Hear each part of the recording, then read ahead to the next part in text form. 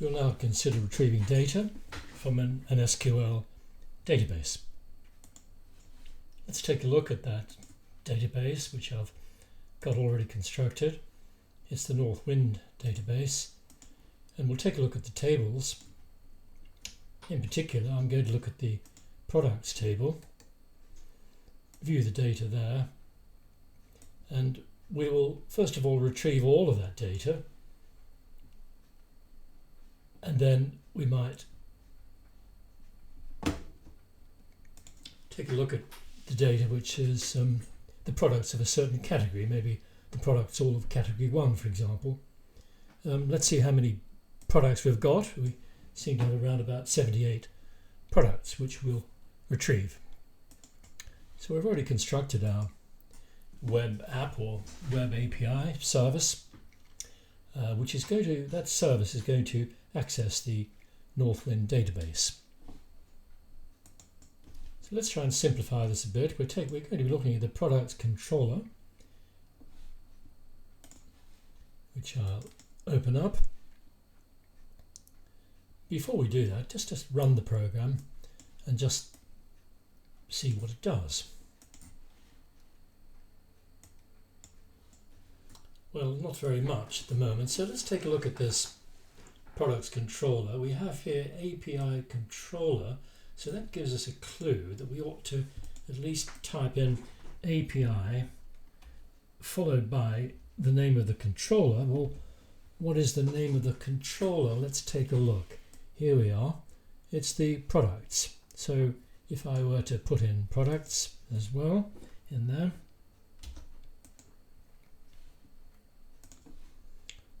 and hit the enter, then that should display. I've got the wrong place I put that. So pressing the enter key, and that eventually returns actually JSON of all the products. So let's take a look at our controller, our products controller. Well, we've got here our context being injected by dependency injection. What is dependency injection? Basically, that's when we're injecting our context into the constructor. Now, how do I know that's a constructor? Well, I look up here, and that's got the class name, and this is the same name, so that looks like a constructor to me. And we are passing the database context into the constructor. Now, what's the consequence of that? Really, well, the consequence of that for the moment is that you'll see that DB is available throughout our program. So more like a global variable for the moment. Well, we've got our HTTP GET. Now that means that we're using Hypertext Transfer Protocol, and we're using a GET, meaning it's going to be coming through the URL rather than a post, which I'll talk about later. So we're talking about a GET. Now, don't be put off by the IEnumerable product. What that means is really that it's an array, and it's an array of products. Fairly straightforward, actually. And then the GET function is the default function to handle the URL in this form. Then we've got the products. Now, that's our database context. So that's accessing the products table, which I showed you previously. Well, I'll show you again. That's the table.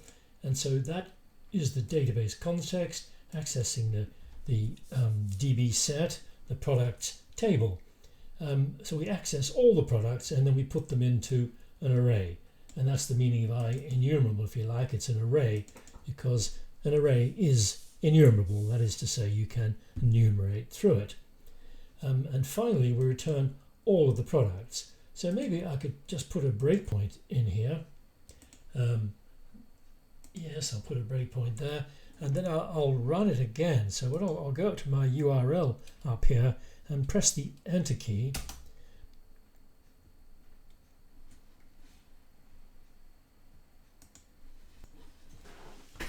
And the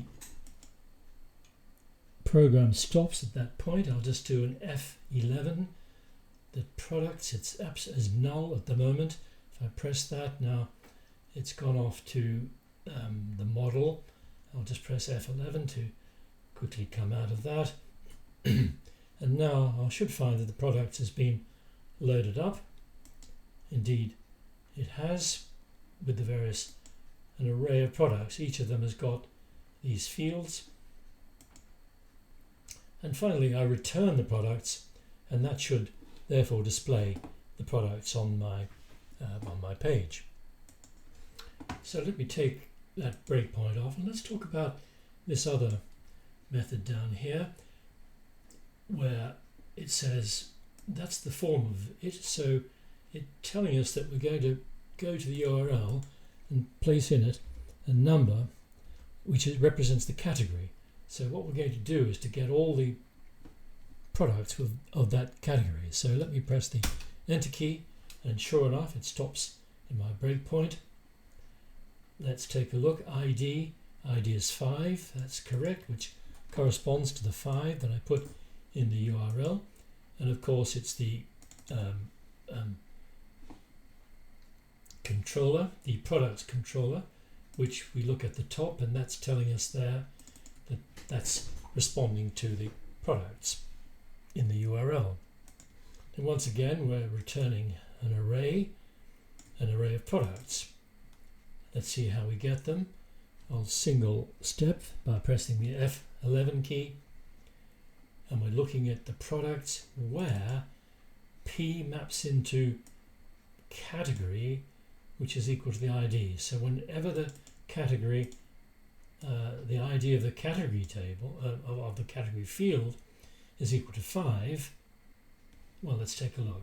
So anything which has got a category in there of 5, for example, Philo Mix, will be retrieved and finally placed into an array and then returned. So that's a bit of link where it says you're looking for all of the products, but where P maps into, if you like, where the IDs are the same, converting them to an array and then returning them. So if I continue to single step by pressing the F11 key, and you can see the JSON which is returned. There's the raw data aspect of it. The JSON which is returned, you'll see that the products have all got a category of 5. So you can see how I've used the URL to access the SQL table. We can find all products which are in the category 6. Is there another way besides typing into the URL? And the answer is yes. It's a thing called Swagger. Now, Swagger is what I've actually installed, and you need to refer to that to see how it is installed. But let's see what happens when I try that. Now, okay, so what this is doing, it's providing us a way of doing what we just did, basically, in a more convenient way, perhaps. So what we're looking at for the moment is the controller, which we're talking about as the product. So it's one of these down here, the products, and this is it, the API product. That should retrieve all of the products. So let's take a look at that. Try it out. That's all there is to it. So it's giving us a sample. That's not what's actually being returned, but let's try it out. And that is what's being returned down here. You can see the products being returned. We're returning all of the products. In this case, there are quite a lot of them. So let's just go back and take a look at the other products get, which was product ID. So let's try that.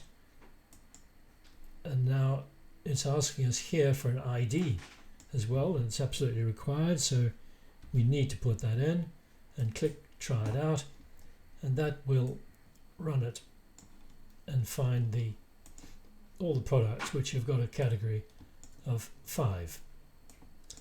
Now, so that looks quite a convenient method, and indeed it's essential pretty well if we don't have any front-end interface, which we'll be coming to later on in the form of Angular.